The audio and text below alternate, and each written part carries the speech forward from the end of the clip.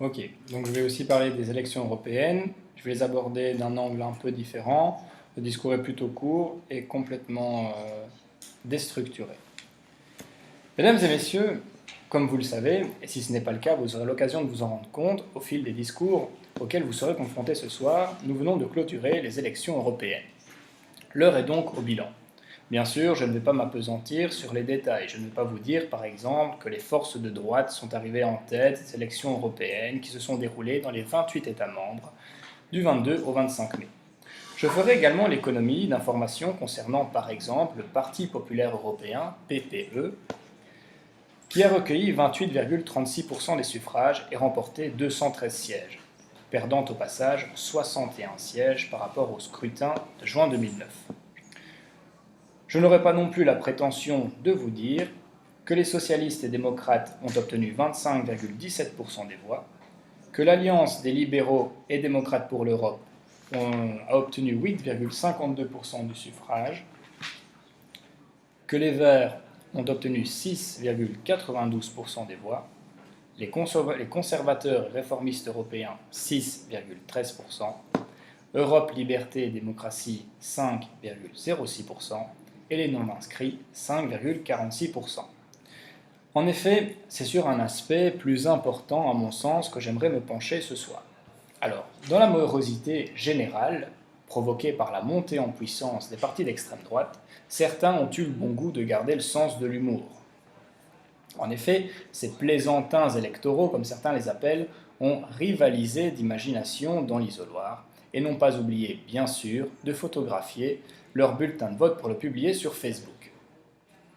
Ainsi, pas moins de 5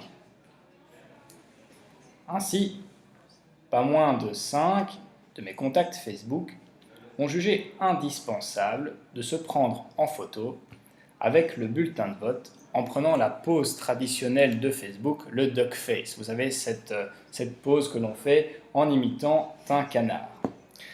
D'autres, peut-être moins spontanés, ont veillé à se munir d'une étiquette Panini à l'effigie de leur joueur de foot favori et de la coller sur le bulletin de vote pour ensuite photographier le bulletin de vote et le publier sur Facebook.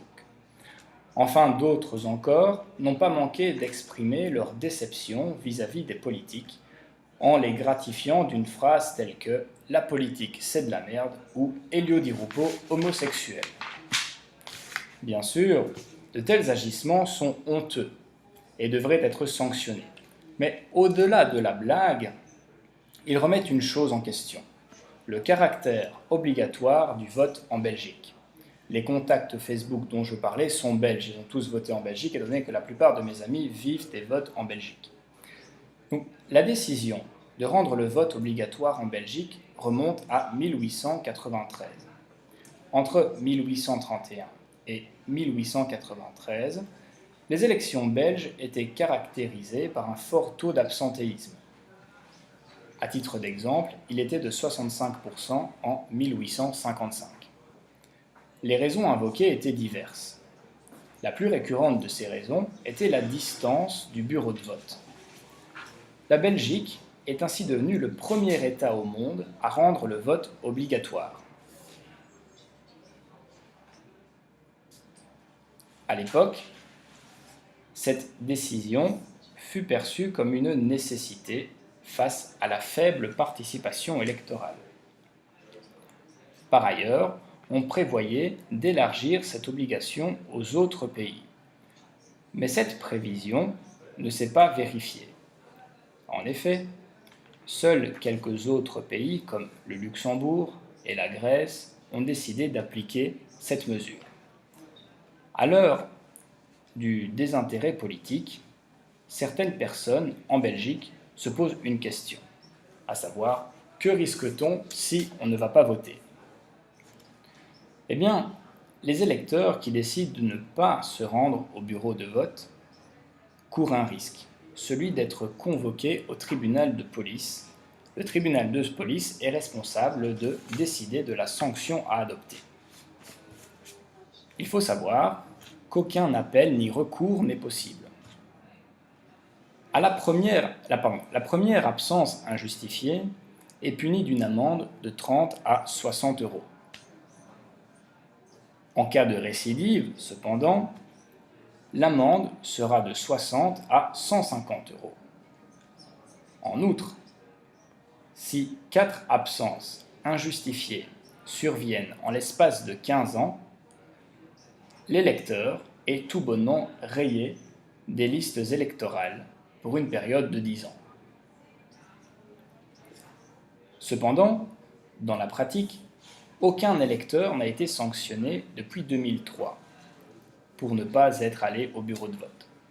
Il y a donc un déséquilibre entre la théorie d'une part et la réalité d'autre part. Et ce déséquilibre relance le débat de la suppression ou du maintien du vote obligatoire. Les partisans du maintien de l'obligation estiment que s'il n'y avait pas d'obligation, les classes populaires se désintéresseraient de l'issue des élections et les décideurs politiques ne représenteraient donc pas l'opinion du peuple. En revanche, les partisans de la suppression soutiennent que cette obligation fait obstacle à l'intérêt des plus jeunes pour la politique, c'est-à-dire qu'étant donné cette obligation, les jeunes ne s'intéressent pas à la politique parce qu'ils sont tout simplement contraints. Je pense qu'en matière de participation à la vie politique, il s'agit de convaincre et non pas de contraindre. Les sanctions pécuniaires créent certes une obligation dans le chef des électeurs, mais ne les sensibilisent pas à la signification des élections, quelles qu'elles soient. Quant au succès enregistré par les partis d'extrême droite, je pense qu'avant de tirer des conclusions, il faut se rappeler que ces partis d'extrême droite ne forment pas un ensemble homogène, c'est-à-dire que chaque parti d'extrême droite est différent. Si le Front national de Marine Le Pen est europhobe, il n'est pas ouvertement raciste, comme l'Aube dorée ou encore le parti Jobbik en Hongrie. Et c'est là, selon moi, un élément important. Et il s'agit de tenir compte de cet élément avant de crier à la montée du racisme en Europe.